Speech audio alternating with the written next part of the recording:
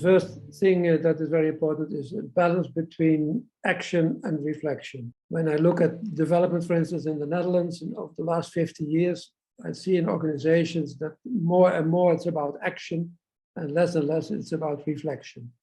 We live with burnout, we live with stress, we live with pressures on top level managers, on professionals. And it's a never acting moving circle, never ending moving circle of action, action, action. I remember some years ago, I was going with a colleague to a client, a bank, a German bank, Sparkasse in Aachen. And we were starting to work there. And then we noticed that at 10 o'clock, everybody stops and goes to the canteen and drinks half an hour coffee with each other.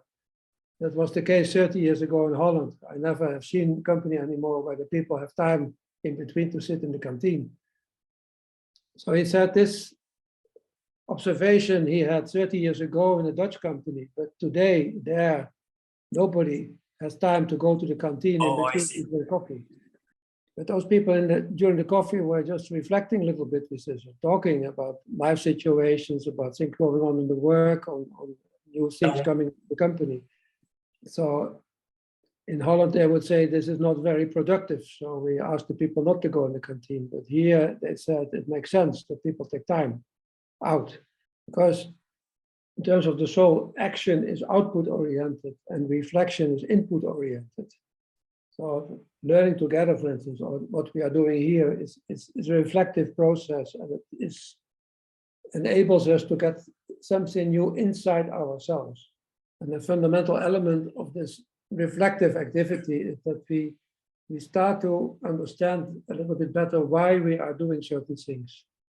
Once, years ago, we organized a conference in Holland, and it was called to bring the Sunday in the Monday.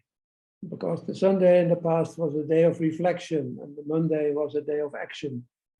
And of course, for many people, it was always a kind of challenge how they could apply what they learned in the church, so to say. How could they apply this in the work situation? So Sundays they were singing the Psalms, and the Monday they were sacking people.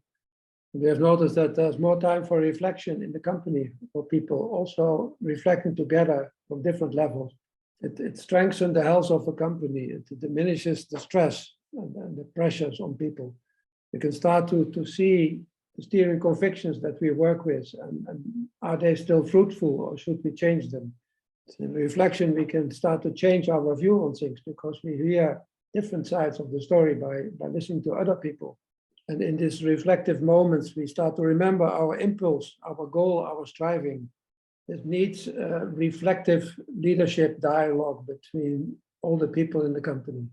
See, that's the key secret for the development of the soul of the people in the company.